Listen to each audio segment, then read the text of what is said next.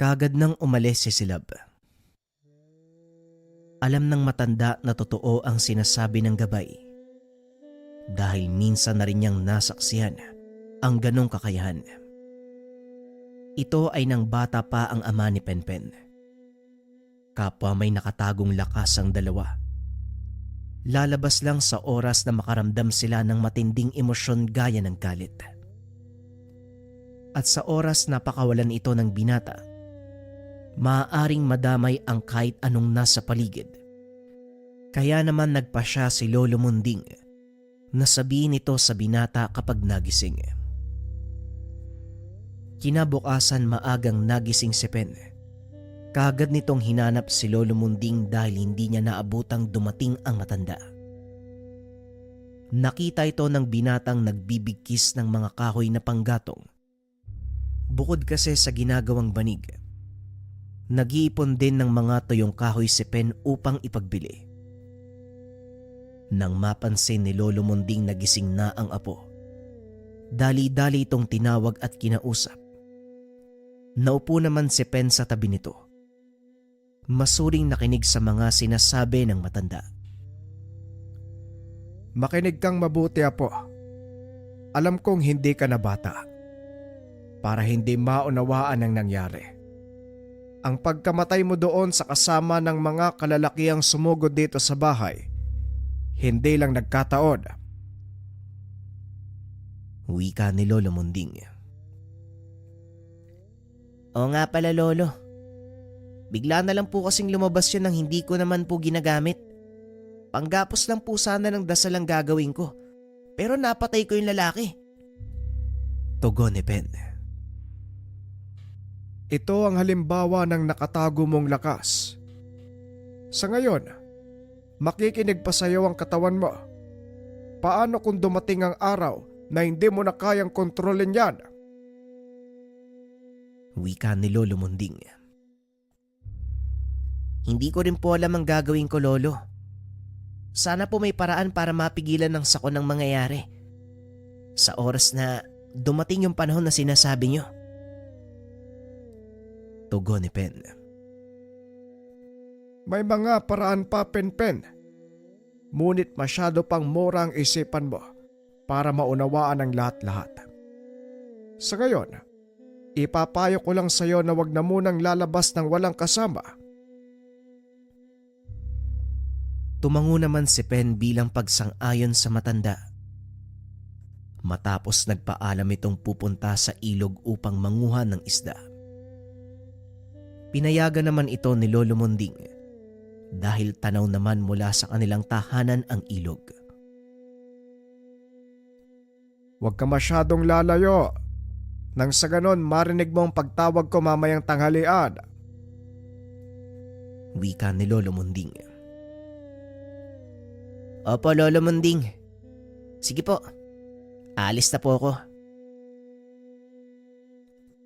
Laking pasasalamat ni Lolo Munding na nagawa silang iligtas ng gabay na tikbalang ni Tiago. Habang pinagmamasdan mula sa malayo ang apo, unti-unti nitong nakikita ang pagkapareho ng mag-ama. Kung nabubuhay ka lang, Tiago, siguradong mararamdaman mo ang pakiramdam ko ngayon. Pero sumalangit nawa ang iyong kaluluwa, anak. Huwag kang mag-alala. Nasa maayos na kalagayan si Penpen. Lumipas ang mga araw.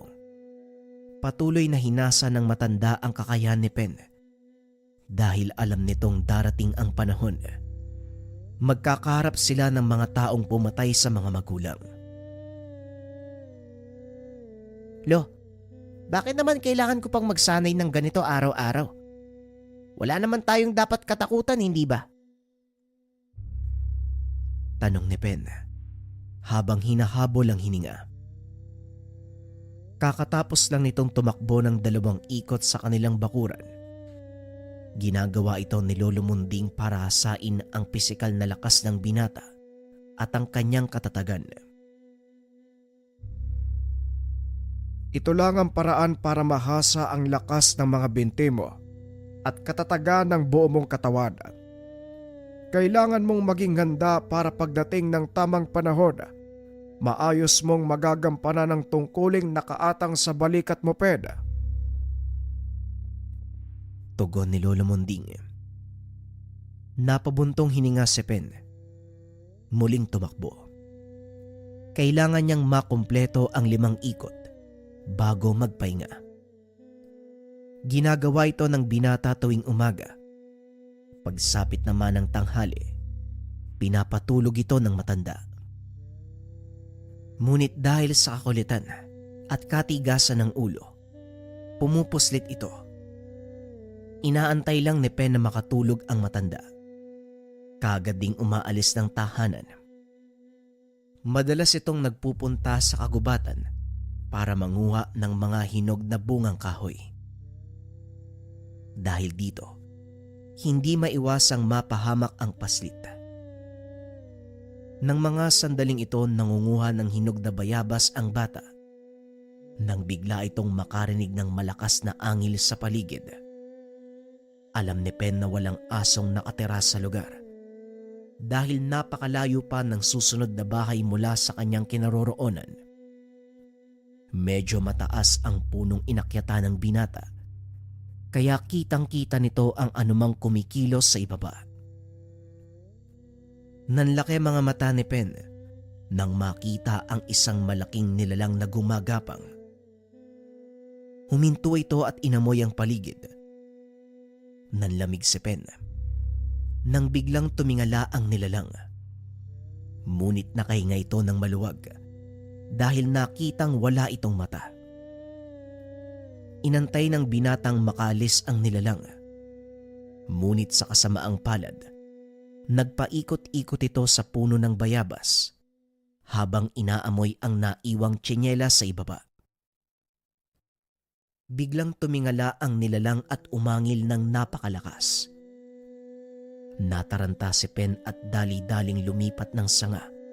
Ngunit nabali ito, dahilan para bumulusok siya pa ibaba. Dahil dito ay nabalian ng braso si Pen. Namilipit ito sa sakit. Tumalon pa ibaba ang nilalang at marahang lumapit sa paslit. Walang nagawa si Pen ng mga sandaling iyon kung hindi ang umiyak. Dahan-dahan itong bumangon. Inantay na makalapit ang nilalang. Patuloy itong umaangil habang tumutulo ang laway. Napapikit na lang si Pen habang inaantay na lumapat ang pangil o kuko ng nilalang sa kanyang balat. Ngunit napadilat ito nang biglang makarinig ng malakas na atungal. Bahagya itong napangiti nang makita si Silab. Yan ang nararapat sa mga batang hindi marunong sumunod. Pasalamat ka at nabutang kita. Dahil kung hindi, naging tanghalian ka na ng galmog na yon. Wika ni Silab. Hindi naman nagsalita si Pen. Napayuko na lang ito. Sapo ang nabaling braso. Ang nilalang ay tumakbo palayo matapos itong hambalusin ni Silab. Naupo ang gabay sa harap ng binata. Kinuha ang mutya ng kambal ng saging mula sa loob ng damit ni Pen. Inilapat sa sugat. Kahit kailan talaga, pasaway kang bata ka. Hindi ko na alam kung ano ang gagawin sa'yo. Sa oras na malaman ito ng iyong ama, siguradong mananagot ako. Wika ni Silab habang patuloy na ginagamot ang braso ng binata. Nakalimutan mo bang wala na si tatay? Tanong ni Pen. Alam ko. At hindi mo na kailangang ipaalala sa akin. Kaya nga ako nandito para gabayan ka. Pero anong ginagawa mo? Ipinapahamak mo ang sarili mo at pinag-aalala kaming mga nagmamahal sa'yo. Pangaral ng gabay. Matapos ang ilang minuto ay tuluyan ng gumaling ang nabaling braso ng binata. Kagad na silang umalis. Nakasalubong ng dalawa si Lolo Munding. Kitang-kita ang pag-aalala sa mukha ng matanda. Saan ka ba nanggaling, bata ka? Abay, pinapatulog lang kita kanina. Paglingon ko, wala ka na. Anong nangyari sa'yo? Tanong ni Lolo Munding. Pasensya na po, Lolo, kung tumakas po ako. Nanguha lang po ako ng bayabas sa gubat. Hinabol ng galmog, nahulog sa puno, at nabalian ng braso. Ano ka ba naman, Penpen? Paano kung napahamak ka? Anong mukhang ihaharap ko sa nanay at tatay mo? Wika ni Lolo Munding. Pasensya na po uli, Lolo. Hindi na po mauulit. Tugon ng paslit. Napailing na lang si Lolo Munding dahil paulit-ulit na lang itong sinasabi ni Pen. Hindi ko alam kung kailan ka madadala. Pero sana lang, wag na umabot sa puntong pagsisiyan mo ang katigasan ng ulo mo. Muling wika ni Lolo Munding. Pagdating sa tahanan, kagad pumasok sa kwarto si Pen. Buong maghapon nitong hindi lumabas. Ang buong akala ng matanda. Nandoon lang ito at pinagsisisiyan ang nagawang mali. Ngunit pagsapit ng hapon ay laking gulat nito. Nang tinawag ang apo para kumain ay hindi ito sumasagot. Nagpa siya si Lolo Munding na puntahan ang kwarto. Nanlaki ang mga mata ng matanda dahil wala na naman doon si Pen. Por Diyos por santo naman tong batang to. Ano ba tong anak mo, Tiago? Hindi ko na talaga alam kung ano nangyayari sa batang to. Wika ng matanda sa sarili. Akmang lalabas na sana ito ng tahanan nang bigla siyang sinalubong ni Silab. Hayaan mo muna siya, Munding. Tignan mo. Ayon si Pen. Huwag ka masyadong mag-alala sa kanya. Kung minsan kailangan din niya ng kalayaan. Bata pa ang apo mo. Bagaman sinasabi ko na kailangan niyang matuto sa buhay sa murang edad. Ngunit naiisip ko, tinatanggal natin ang kalayaan niyang maging paslit. Napaisip si Lolo Munding sa mga sinabi ng gabay. Napagtantong sa loob ng halos 2 taon. Itinutok ni Pen ang kanyang sarili sa pagsasanay. Halos nakalimutan na ng matanda na paslit pa ang apo. Mukhang tama ka nga, Silab. Siguro nga, mas makakabuting hayaan natin siyang gawin ang gusto niya. Simula ng araw na yon, hinayaan ng matanda si Pen. Hindi niya din ito hinigpitan sa pagsasanay. Ngunit tila nakasanayan na ng bata ang araw-araw na gawain. Tumatakbo ito ng 5 ikot sa kanilang bakuran. Pagkatapos ay hahakutin nito ang mga sinibak na kahoy. Pagdating ng tanghali ay magbabasa ng mga aralin. Pagkatapos ay higa sandali para magsiesta.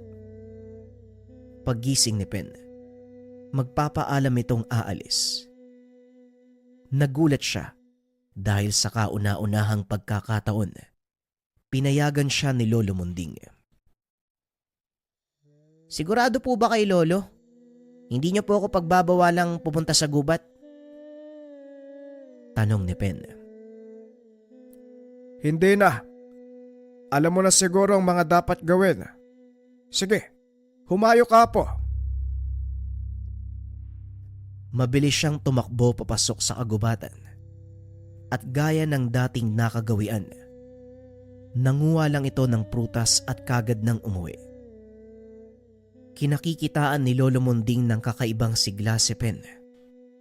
Nagpapasalamat ito dahil gumana ang kanyang taktika. Napagtanto nito na tama ang hayaan si Pen na gawin ang gusto niya. Kusang maihinog ang kanyang pagkatao sa mga tungkuling nakaatang sa kanya. Ngunit lingid sa kalaman ng matanda na ang kalayaang ibinibigay sa apo ang siyang magiging daan ng pagkatunton sa kanila ng mga kalaban. Minsang naglalakad si Pen pauwi. Kasabay nito si Silab, ngunit nakadistansya ang gabay dahil ayaw nitong lumaki si Pen na umaasa sa kanya. Nagagampanan naman ni Silab ang kanyang tungkulin bilang tagapangalaga ni Pen. Ngunit alam nito na kailangang tumayo ni Pen sa kanyang sariling paa. Papauwi na ang mga ito nang bigla niyang makasalubong ang dalawang kalalakihang pababa ng bundok. Nakatitig lang si Silab kay Pen. Tinitignan kung ano ang magiging reaksyon nito. Lumapit ang isa sa mga kalalakihan kay Pen. Nagsimulang magtanong. Bata, maaari mo bang sabihin sa amin kung gaano kalayo dito ang susunod na baryo? Medyo malayo pa po. Paglabas nyo ng bundok na yan, bayan na po yun. Ganun ba? Isa pang tanong. May nakita ka ba ditong matandang putol yung kamay tapos may kasamang bata? Nagulat si Silab sa tanong ng lalaki. Napagtanto ng gabay na ang mga kalalakihang ito kabilang sa mga taong pumatay sa mga magulang ni Pen. Ngunit nakita nitong kalmado ang sitwasyon kaya hindi siya lumabas sa pinagtataguan. Patuloy na nakipag-usap si Pen sa mga kalalakihan. Nang masagot na ng paslit ang katanungan, kaagad ding umalis ang mga ito. Kinuha ni Silab ang pagkakataong iyon upang puntahan si Penpen. Bilisan mo, Pen. Kailangan na nating umuwi. Nasa panganib ang buhay ng lolo munding mo. Bakit? Anong nangyari sa kanya? Ang mga kalalakihang iyon, kabilang sa mga taong pumatay sa iyong ama.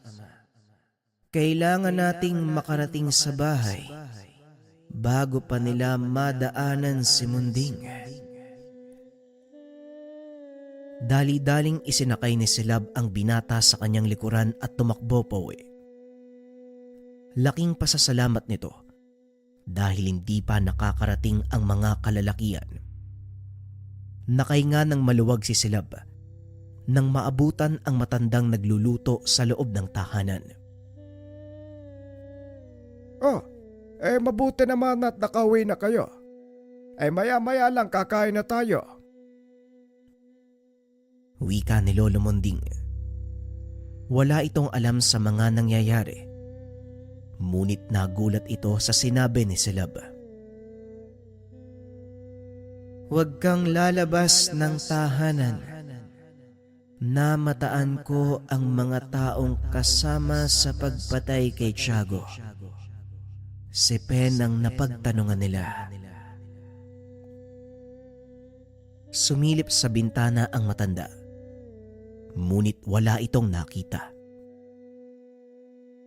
Ganun ba? Kung ganun, nahanap na nila tayo. Tanong ni Lolo Monding. Sila po ba yung sinasabi niyong kalaban natin? Ano po bang kasalanan natin sa kanila, Lolo? Napatingin si Lolo Monding kay Silab. Tumangulang ito. Nangangahulugang sumasang-ayon sa anumang balak gawin ng matanda. Wala tayong kasalanan sa kanila. Sila ang may malaking kasalanan sa atin, lalong-lalo na sa'yo. Ito ang dahilan kung bakit kailangan mong lumakas. Pagpapaliwanag ni Lolo Monding. Kasalanan? Wala naman po silang ginawa sa akin . Nagtanong lang sila kung... Teka, tayo ba yung tinutukoy ng mga lalaki kanina? Dapat pala tinuro ko na lang dito, no, yung bahay natin? Tugon ni Pen. Ay nako, itong apo ko. Yan ang wag mong gagawin. Dahil sa oras na malaman nilang kinaroroonan natin, pwede tayong mapahamak. Lalo na't hindi ka pa handa sa mga mangyayari. Hanggat maaari, hindi nila tayo pwedeng... Hindi na ituloy ni Lolo Munding ang sasabihin. Bigla itong nakarinig ng mga taong tumatawag sa labas ng bahay. Walang lalabas. Munding, dalin mo si Pen sa likod ng bahay. Wika ni Silab. Sandali lang, bakit naman tayo tatakas? Di ba wala naman tayong kasalanan sa kanila? Tugon ni Pen. Huwag kang makulit, Pen. Sumunod ka na lang. Muling wika ni Silab. Ikaw ang nagturo sa akin na wag aatras kung alam mong wala kang kasalanan. Kaya hindi tayo aatras. Isa pa, dalawa lang naman sila oh. Tugon ni Pen. Mukhang hindi ko mababago ang isip ng batang to, Munding. Sigurado ka ba? Gusto mo tong gawin, Pen? Ikaw lang ang inaantay ko. Tugon ni Silab. Ramdam ni Pen ang kakaibang aura ng gabay. Bakit hindi tayo makipaglaro sa kanila? Tara! Kung ganon, maganda ka. Sundin mo ang lahat ng ituturo ko sa'yo. Wika ni Silab. Naglakad si Pen palabas ng bakuran upang harapin ang dalawang lalaki. Nagulat ang mga ito nang makita ang paslit.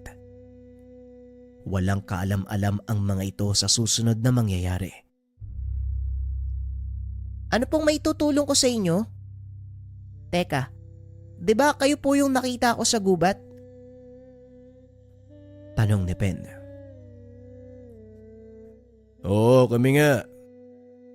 Alam mo bang masama ang pagsisinungaling? Hindi ba tinanong ka namin kung kakilala mo yung matandang may putol na kamay? Tanong ng lalaki. Hindi naman po ako nagsisinungaling ah. Marami po kasi yung may putol na kamay dito sa bayan. Hindi nyo naman po nilinaw kung sino yung hinahanap nyo eh. Tugon ni Pen. Napakunot ang noo ng lalaki. Akmang bubunot ng patalim nang bigla namang magpakita si Silab. Pag-angat ng tingin nito, hindi na nakapaghanda dahil malakas na sipa ang ibinigay sa kanya ng gabay. Maganda ka, Pen. Hindi susuko ang mga yan ng basta-basta. Ikaw ang pupunteryay nila. Hindi rin ako magbibitaw ng ilan pang pisikal na atake. Ikaw ang aasahan ko sa labang to. Wika ni Silab. Walang pag-aalinlangang tumayo si Pen para masigurado ang kanilang panalo. Palihim na sumanib ang gabay sa mutya ni Pen. Sa pamamaraang ito, maaaring gamitin ang buong potensyal ng mutya sa parehong espiritual at pisikal na atake. Samantala ilang sandali pa ang nakalipas, muling tumayo ang lalaking sinipa ni Silab. Nagtataka ito kung saan nanggaling ang tikbalang, ni hindi man lang niya ito naramdaman. Mag-iingat ka, Kabadong. May kasamang tikbalang ang batang yan. Gaya ng sinabi ni Eliezer, hindi biro ang nilalang na yon. Wala na siya. Hindi ko na nararamdaman ang presensya nito sa paligid. Pag-uusap ng dalawa. Nagpalinga-linga ang mga ito sa paligid na tila may kung anong hinahanap. Nandito po ako sa harapan nyo. May hinahanap ba kayo? Wika ni Pen. Nilingon ito ng isa sa mga kalalakihan at hinatak ang damit. Nasaan ang tikbalang? Magsalita ka kung ayaw mong masaktan. Napangiti na lang si Pen at muling nagsalita para lalong asarin ang mga kalalakihan. Tikbalang? Wala naman pong tikbalang dito ah. Ako lang naman yung nasa harapan nyo. Wika ni Pen. Huwag mo kong pinaglulokong bata ka. Sabihin mo sa akin. Hindi nito naituloy ang sasabihin dahil biglang hinawakan ni Pen ang kamay nito. Buong puwersang piniga. Hindi makapaniwala ang lalaki sa lakas ng katawan ni Pen. Napalo dito habang pilit na pinanglalabanan ang nararamdamang sakit. Ano po pala yung pangalan nyo? Kanina pa tayo naglalaro. Hindi nyo man lang masabi ang pangalan nyo sa akin. Hindi po ba kabastusan yun? Tanong ni Pen. Bigla namang sumugod ang isa sa mga kasama nito. Ngunit nagawang saluhin ni Pen ang kanyang kamay. Abata, ano ba to? Anong klaseng bata ka? Wika ng isa pang lalaki. Mag-iingat ka, Kabadong. Nasa loob ng katawan niya ang tikbalang. Tama nga ang sinabi ni Eliezer. Hindi nga biro ang kakayahan ng pamilyang to. Tugon ni Ernesto. Badong pala ang pangalan mo. At ikaw naman po, Ernesto. Kung ganon, ikinagagala ko kayong makilala. Muling wika ni Pen.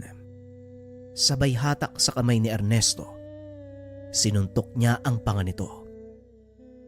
Bagaman maliit ang kamao ng binata, malaking pinsala naman ang naidulot nito sa kalaban. Halos maubos ang ngipin nito matapos suntukin ni Pen. Mag-iingat ka. Magbabato ng tigal po ang isa sa kanila. Wika ni Silab. Tigal po. Huwag kang mag-alala. Alam kong gagawin ko. Tugon ni Pen. Masyado kang mayabang. Ayan na. Mata sa kalaban. Wika ni Silab. Nag-angat ng tingin si Pen. Naramdaman nitong biglang nanigas ang katawan. Eto ba yung ginawa niya? Parang ito din yung nilaro natin dati. Nung tinali mo yung pa ako. Ano nga ba yung ginawa ko nun? Alam ko na. Ganito pala. Tugon ni Pen. Laking gulat ng dalawang lalaki. Nang kalasin ng binata ang dasal na ibinato ng mga ito. Hindi na masama. Kahit papano, may natutunan ka rin pala sa mga tinuro ko sa'yo. Ay nako, ikaw lang tong walang tiwala sa akin eh. O sige, panalo ka na. Ngayon ano na ang susunod mong gagawin? Ibalik sa kanila kung anong ginawa sa akin? Aawatin pa sana ni Silab ang binata. Ngunit wala na itong nagawa. Dahil biglang nagbato ng tigal po si Pen. Dahilan para mamilipit sa sakit ang dalawa. Hanggang sa kapwa ito nawalan ng malay. Nako naman. Mali ang ginawa mo. Bakit ka naman nagbato ng tigal po? Tanong ni Silab. Ano bang dapat kong gawin? Tugon ni Pen. Dapat ginulpi mo muna. Alam mo bang, kanina pa ako nang gigigil sa mga yan. Tugon ni Silab. Matapos ay lumabas ito sa mutya. Pinagdadampot ang dalawang kalalakihan at itinali sa isang puno. Maya-maya pa ay lumabas si Lolo Munding. Mabuti naman at nagawa mong talunin ng mga ito. Hindi na sila dapat makabalik sa kanilang amo. Sa oras na malaman ni Eliezer ang kinaroroonan natin, siguradong malalagay tayo sa panganib. Silab, ikaw na ang bahala sa mga yan. Wika ni Lolo Munding. Gamit naman ng kakaibang kakayahan ni Silab, binura nito ang alaala ni Ernesto at Badong. Hinayaan nilang magkamalay ang mga ito. Parang walang nangyaring naglakad ang dalawa papalayo. Ano ba talagang kailangan nila sa atin, Lo? Bakit nila tayo hinahanap? Tanong ni Pen. Nang mga sandaling iyon nagpaalam na si Silab. Kaya naman walang ibang mapagbalingan ang matanda para sagutin ang tanong ng apo. Hanggang sa wala na itong nagawa, kung hindi sabihin ang katotohanan. Makinig kang mabuti sa sasabihin ko, Pen. Ang mga kalalakihang nakalaban nyo ni Silab, kasama ng mga taong pumatay sa iyong ama at ina. Biglang naging seryoso ang mukha ni Pen nang marinig ang mga katagang ito. Nasabi nga po yan ni Silab. Pero bakit po? Ano po bang kasalanan nila? Tanong ni Pen. Wala silang kasalanan, Pen. Ginawa lang nila kung ano ang tama. Sinubukan nilang iwasto ang mali. Tugon ni Lolo Munding. Pinaliwanag nito ang pangyayari at unti-unting nakaramdam ng galit si Pen. Hindi nito akalaing siya ang naging dahilan ng pagkamatay ng mga magulang. Kung hindi ako naging mahina noon, dapat boy pa sina tatay. Kasalanan ko ang lahat ng to eh. Hindi ako lumaban sa mga nananakit sa akin. Wika ni Pen. Huwag mong sisihin ang sarili mo sa mga nangyari, Pen. Tama lang ang ginawa mong pagpapakumbaba.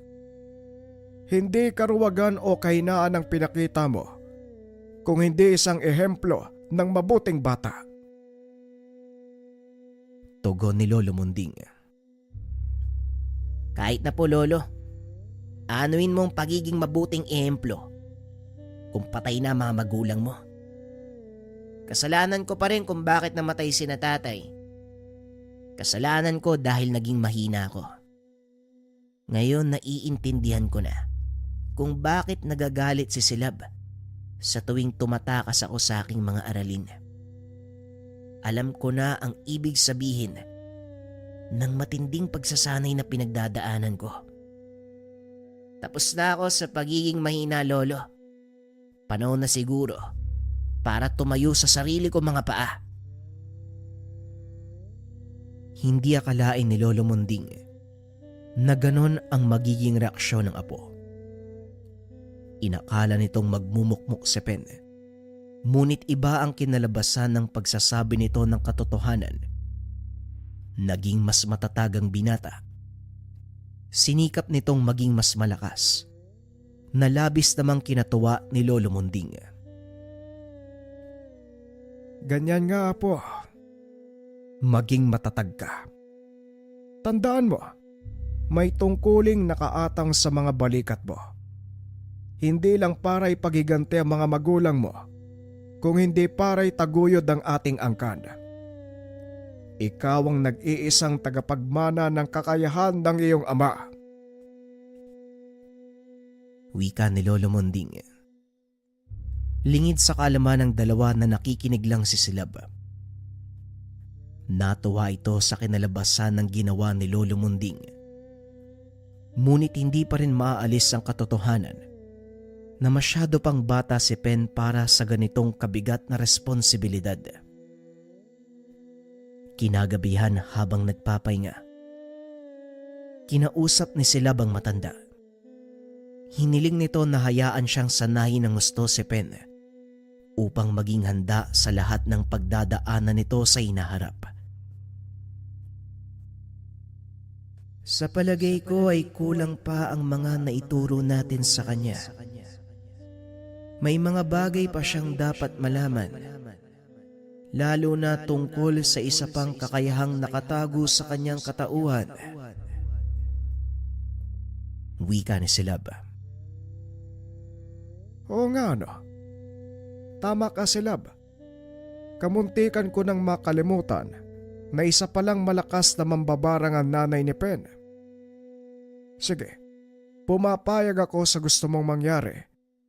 Alam kong hindi mo papabayaan ang anak ni Tiago, kaya gawin mo ang nararapat. Tugon ni Lolo Monding. Ngunit kailangan mong magsakripisyo, Tandang Munding. Hindi matututo si Pen hanggat nariyan ka sa kanyang tabi. May nakikita siyang masasandalan. Pabayaan mo siyang tumayo sa sariling paa, gaya ng sinabi niya. Matapos ang pag-uusap na yun, nagpa siya ang matandang umalis. Naiwan sa pangalaga ng tikbalang ang paslit. Kinabukasan, hinanap ni Pen si Lolo Munding, ngunit hindi niya ito makita. Huwag mo nang hanapin si Munding dahil wala siya dito. Hindi mo siya makikita sa loob ng mahabang panahon. Tanging ako lang ang makakasama mo. Kaya umayos ka kung ayaw mong tadyakan ng isang tikbalang. Biglang nanlaki ang mga mata ni Pen dahil sa sinabi ni Silab. Alam ng binata na mainitin ang ulo nito. Pero sa pagkakataong iyon, bagyang nakaramdam ng totoong takot si Pen. Marami itong lumabas ng bahay upang gawin ang mga nakasanayang gawain. Matapos ay naupo ito sa atangan upang antayin si Lolo Munding. Ngunit sa kasamaang palad ay hindi ito dumating. Nakita ni Silab ang pananamlay sa binata. Gaya ng inaasahan ay nangungulila ito sa kanyang lolo. Ilang araw na ganon ang kilos ni Pen. Hinayaan lang siya ni Silab hanggang sa kusa itong nagbalik sa normal. Maayos na ba ang kondisyon mo ngayon? Kung ganon maganda ka dahil may pupuntahan tayo. Wika ni Silab. Kagad namang tumayo ang binata. Nag-ayos ng kagamitan. Bagay na pinagtatakahan ng gabay. Dahil kadalasan, nagtatanong pa ito ng maraming beses bago sumunod. Tara na Silab, para makarating tayo sa pupuntahan natin na maaga. Kagad nang lumabas ng tahanan si Pen. Nakasunod lang sa kanya si Silab.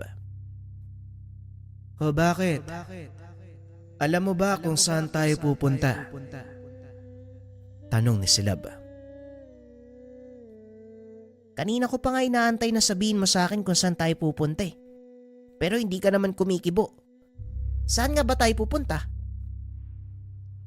Tugon ni Pen. Babalik tayo sa dati niyong tahanan. Tugon ni Silab. Hindi na kumibo pa si Pen. Patuloy lang itong naglakad. Dahilan para mairita ang gabay. Hinampas nito ang palakol sa harapan ng paslit upang maharangan ito. Kanina pa ako naiirita sa kilos mo. Anong problema? Nung puro tanong tapos reklamo ko, nagagalit ka.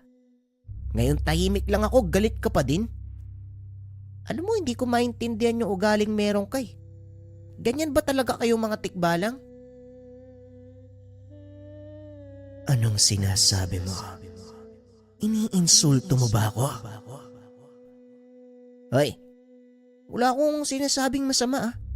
Ikaw to nag-iisip ng kung ano-ano eh. Wala nang nagawa si Silab. Hinayaan na lang nito si Pen. Patuloy na naglakad ang dalawa ng hindi nagpapansinan. Nakarating ang mga ito sa tabi ng ilog. Nakaramdam ng gutom ang paslit. Kaya naman naisipan nitong manghuli ng isda sa ilog. Pinapanood lang ito ni Silab.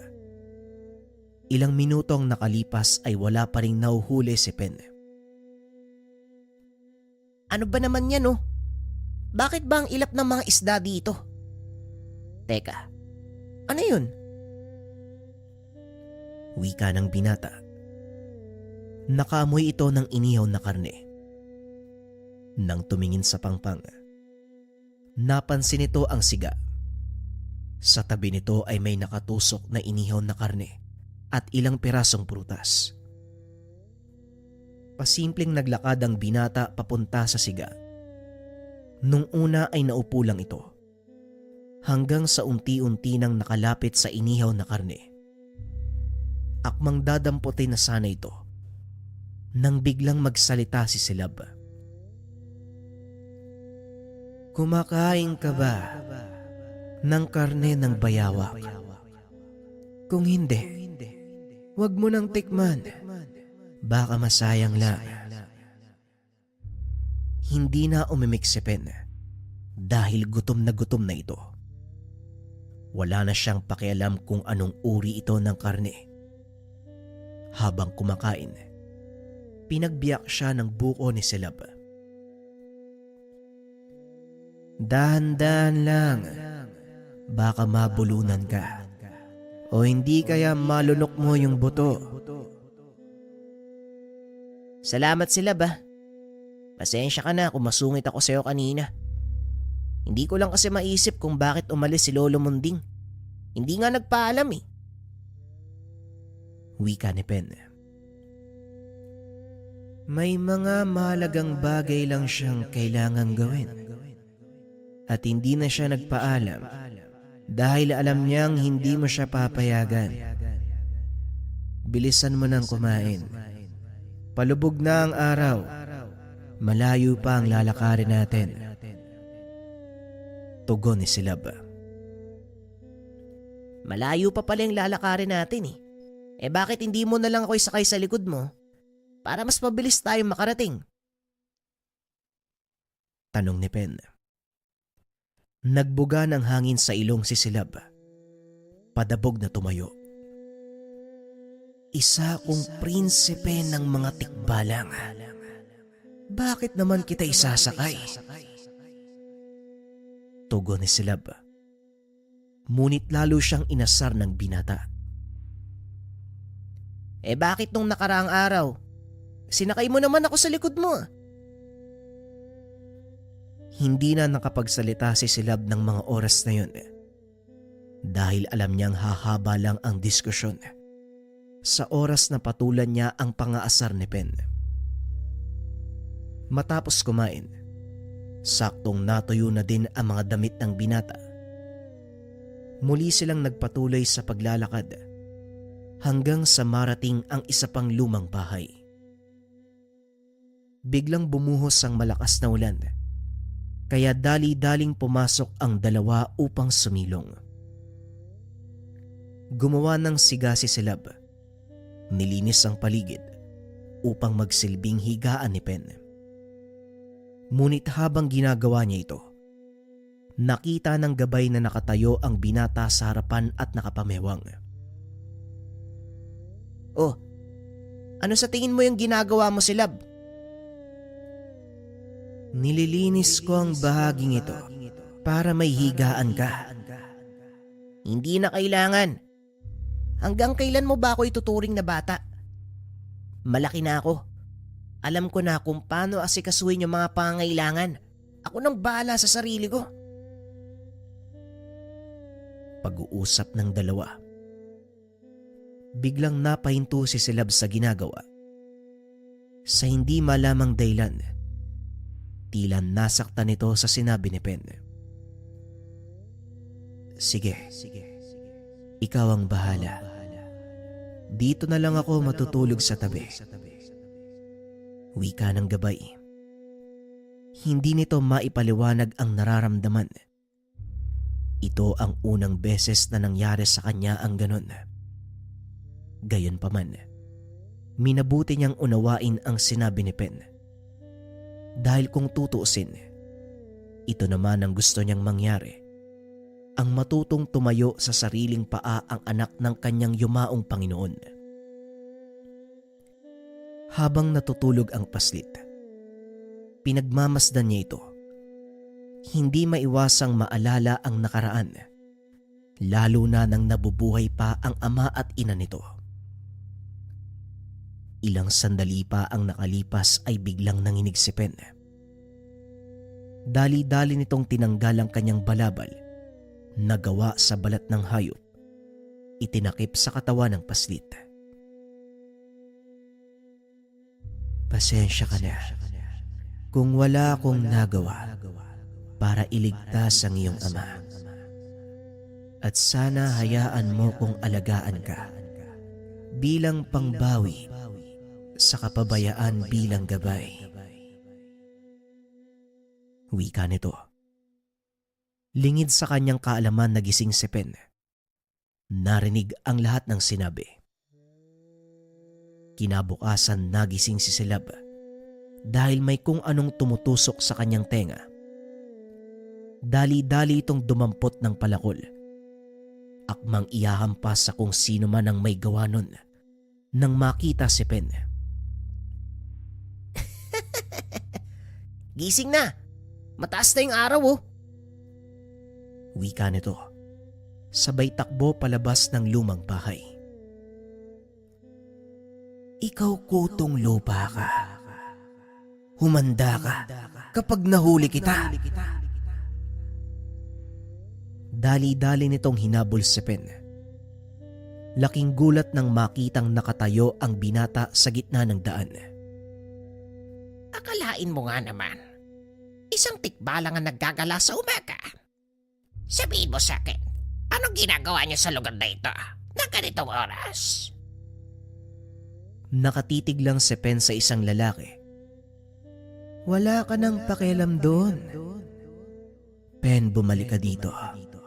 Mapanganib ang taong yan. Wika ni Silab. Bata, kasama mo pala ang tikbalang na ito. Anong pangalan mo? Muling tanong ng lalaki. Pen-pen pong tawag nila sa akin. Kayo po, anong pangalan niyo? Tanong ng binata. Pen, makinig ka sa akin.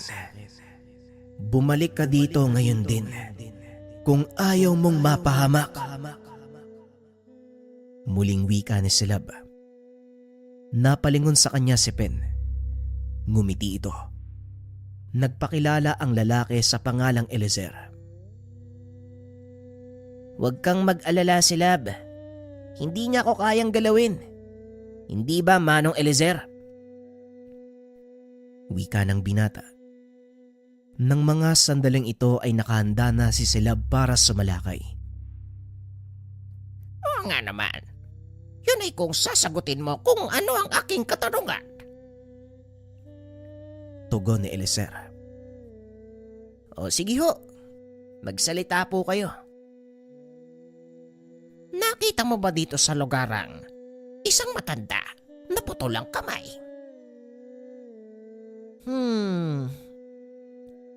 Ano po ang pangalan? Sa totoo, hinahanap ko rin po yung taong yun eh. Bigla ba naman akong iniwan ng walang pasabi? Hindi ako nakikipaglokohan sa'yo. Nasaan si Tandang Munding at ang kanyang apa? Manong, mukha lang akong kolokoy. Pero hindi po ako nakikipagbiroan sa'yo. Hindi namin alam kung nasaan ang taong hinahanap mo. Muling tugon ni Pen.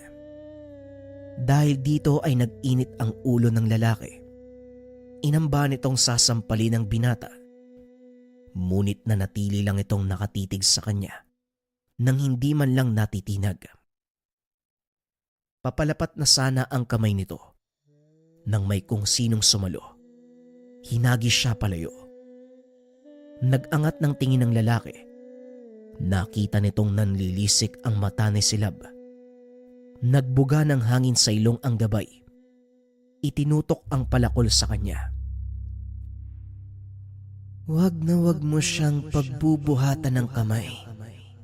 Dahil hindi ako magdadalawang isip na pulbusin ka. Wika ni Silab. Tumawa ng malakas ang lalaki at naglakad papalapit sa kanilang dalawa.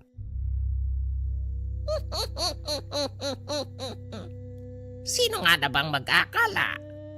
Ako mismo makakahanap sa natitirang kalahi ni Tiago. Matagal na kinatakutan ng lahi ko ang iyong ama. Pero nasaan siya ngayon? Kinakain ng uod sa ilalim ng lupa. Yun din ang mangyayari sa iyo. At ikaw naman tikbalang. Sisiguraduhin ko magsisisi ka sa pagingyalam. Iniharang naman ni Silab ang sarili upang maprotektahan si Pen. Dadaan ka muna sa ibabaw ng bangkay ko bago lumapat ang kamay mo kay Pen. Sa pagkakataong iyon, laking gulat ni Silab dahil nagpatiuna si Pen. Silab, sana hayaan mo ako makatulong. Sapat na ang mahabang panahong pagprotekta mo sa akin. Siguro naman, oras na para sabay tayong lumaban. Hindi sa pagkakataong ito, Pen.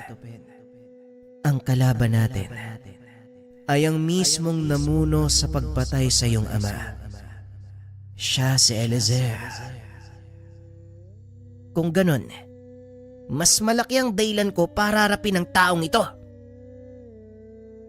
Pag-uusap ng dalawa. Napapailing na lang si Silab dahil umiral na naman ang katigasan ng ulo ni Pen. Ngunit napagtanto nito na tama ang paslit. Kung ganon, humanda ka. Lalabanan natin ang taong ito. Wika ni Silab. Matapos magsalita ay naglaho ang gabay. Inakala ng lalaki na tumakas ito dahil walang natirang bakas mula sa nilalang. Tanging si Pen ang nanatiling nakatayo sa kanyang harapan.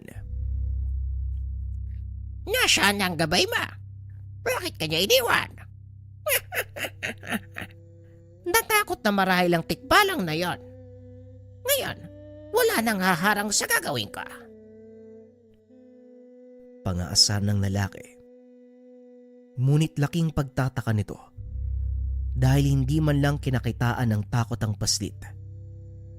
Nakangiti pa ito ng nakakaloko habang nakatitig sa kanya.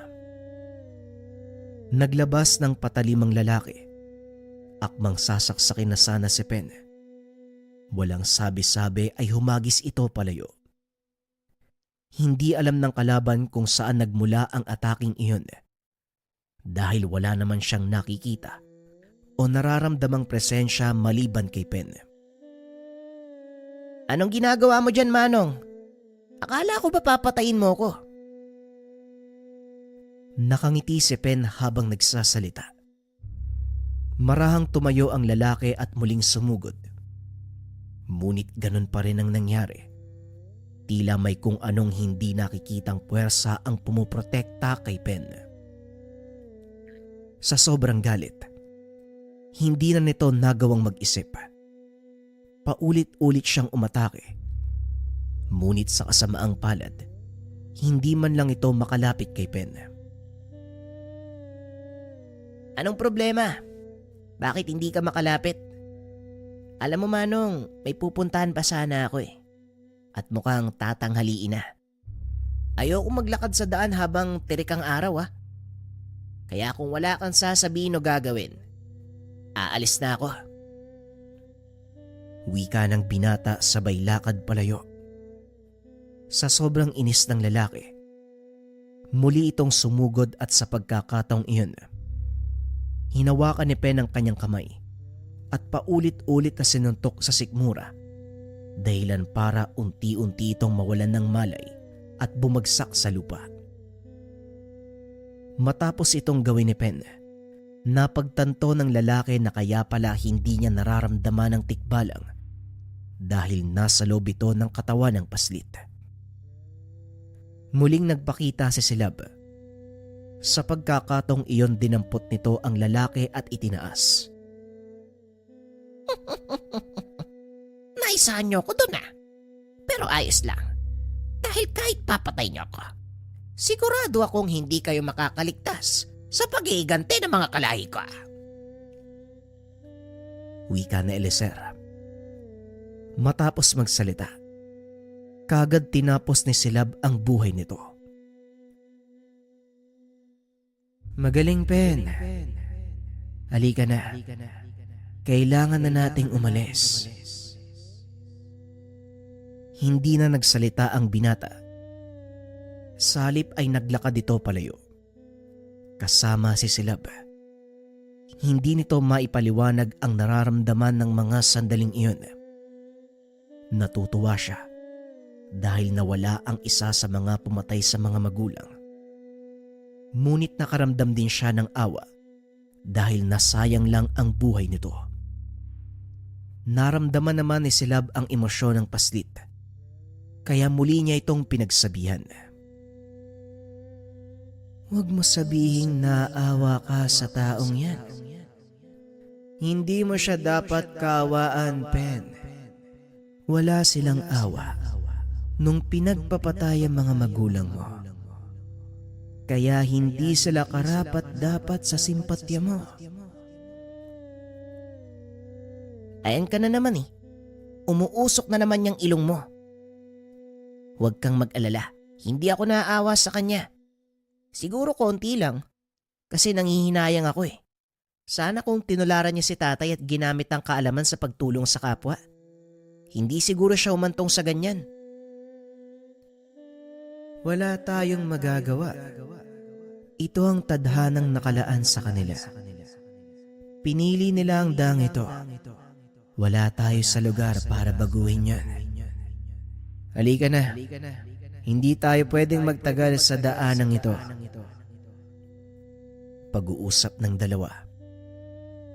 Pinili ni Silab na tahakin ang daan papasok sa gubat dahil mas ligtas silang makakarating sa patutunguhan kung doon sila dadaan. Hapon na ng mga oras na yun. Malayo-layo pa ang kailangan nilang lakbayin. Bagaman hindi nagsasalita, ramdam ni Silab ang pagod kay Pen. Huminto ito sa paglalakad. Sinabihan ang paslit na magpahinga. Ay, salamat. Akala ko wala ka ng planong pagpahingayin ako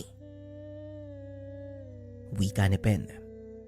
Sabay salampak sa isang puno. Dito tayo magpapalipas ng gabi. Hindi tayo pwedeng makita ng ibang tao, lalo pat kasama mo ko. Dumito ka muna. Hahanap ako ng makakain natin. Tugon ni Silab. Tumangulang ang binata. Ipinikit ang mga mata. Hindi nito namalayang nakatulog na pala siya. Nagising ito nang maramdamang may yumuyugyug sa kanya. Pagdilat ng mata, tumambad sa kanya ang isang matanda. Nagulat si Pen, kaya napasigaw ito. Sino ka? Anong kailangan mo sa akin? Huwag kang lalapit! Wika ni Pen, habang nagkukumahog na tumayo. Huwag kang matakot. Hindi ako nananakit. Sino ang kasama mo dito? At bakit ka nag-iisa sa gubat? Tanong ng matanda.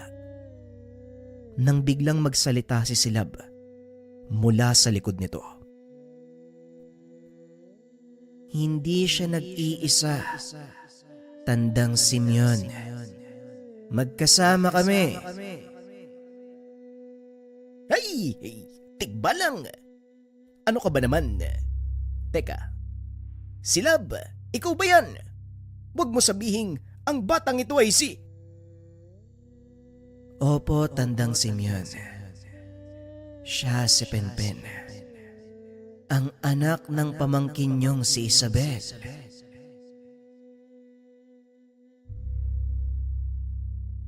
Maraming salamat sa pakikinig ng ating kwento, mga kabayan. Salamat sa mga nagko-comment, nagla-like, nagso-subscribe. Malaking tulong yan para sa channel at sana palakasin natin yung horror community or yung community natin dito, mga kabayan. Kaya sana lagi kayo mag-comment, makipag-interact. At yun, abangan natin yung episode 3. Siguradong magugustuhan nyo rin yun. Salamat.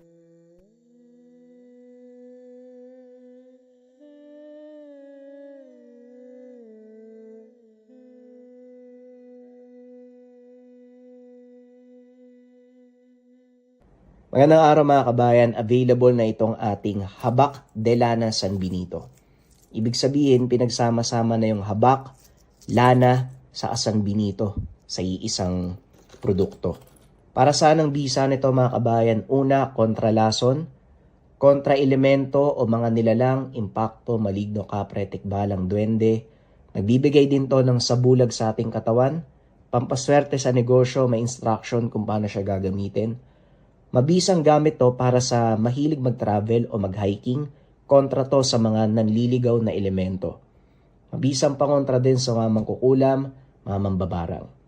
Ngayon, keychain to mga kabayan, so napaka-handy niya. Kasya nga to sa wallet eh. Or kung gusto nyo, isabit nyo lang sa susi ninyo or sa bags ninyo. Meron akong 20 pieces nito.